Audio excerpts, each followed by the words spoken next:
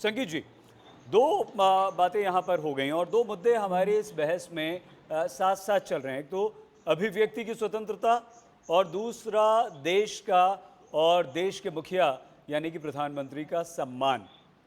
वो चाहे बीजेपी का प्रधानमंत्री हो, कांग्रेस का प्रधानमंत्री हो, अन्य दलों का प्रधानमंत्री हो, किसी का भी ये सम्मान बरकरार होना चाहिए।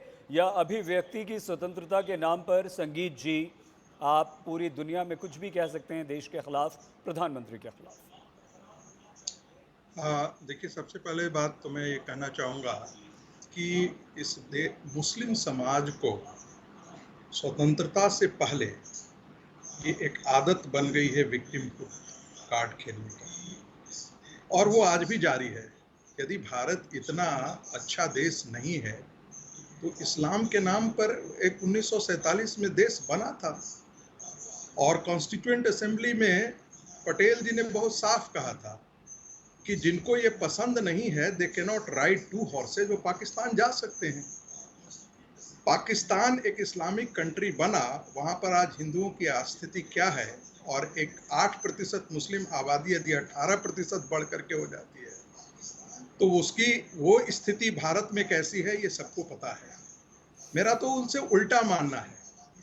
मेरा अपना मानना है कि भारत के अंदर मुस्लिम समाज को बहुसंख्यक समाज से भी ज्यादा सुविधाएं दी गई हैं जो नहीं दी जानी चाहिए। दूसरी बात, जो माइनॉरिटी देश का पर विभाजन थोप सकता है, ऐसी माइनॉरिटी के प्रति सहनशीलता का कोई उदार चेहरा दिखाने की आवश्यकता नहीं है। तीसरी बात, मुसलमानों को माइनॉरिटी की श्रेणी से बिल्कुल खत्म किया जाना चाहिए, ये मेरा मानना है।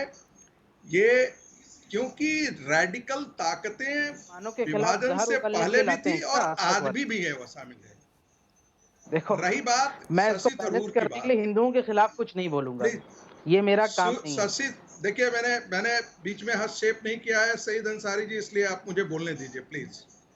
देखिए, जहां तक शशि थरूर का मामला है, कांग्रेस पार्टी का मामला है, वो स्वतंत्र है, कोई ये पहली बार नहीं हो रहा है। कांग्रेस पार्टी और उनके वरिष्ठ नेता पहले दिन से ही चाइना और पाकिस्तान को सुपारी देकर के खड़े हैं। आप भारत में नरेंद्र मोदी की सरकार को डिस्टेबलाइज कीजिए। मैं 2 दिन पहले मुझे एक दूरदर्शन के एक बड़े वरिष्ठ अधिकारी ने, जो सौभाग्य से संघ से जुड़े हुए नहीं है, उन्होंने एक केजीबी की एक रिपोर्ट हमें भेजी थी, और वो केजीबी का रिपोर्ट कह रहा था कि कांग्रेस के अंदर, बहुत सारे वामपंथियों के अंदर, एक सत्ता के अंदर, पत्रकारों के अंदर, बुद्धिजीवियों के अंदर एक बहुत बड़ा हिस्सा है जो अपरोक्ष तौर पर और परोक्ष तौर पर दोनों प्रकार के लोग हैं, जो हमारे लिए काम करते हैं और इस देश को बर्बाद करने में तुले हुए हैं।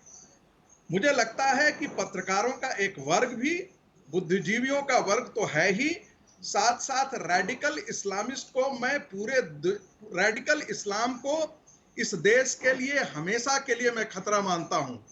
और मुझे ऐसा लगता है कि भारत का राष्ट्रीय समाज इन पर निगरानी करे, नहीं तो बहुत चीजें हाथों से निकल जाएंगी। ठीक है, एक और बात मैं कहना चाहता हूं, जल्दी से एक अंतिम बात कहना चाहता हूं कि अभी जैसे पूरी समस्या गिनवा दी गई, शशि थरूर ने भी कहा, कांग्रेस के प्राउड प्रेसिडेंट ने, अरे आप जब 70 साल से आप ही काम कर रहे थे।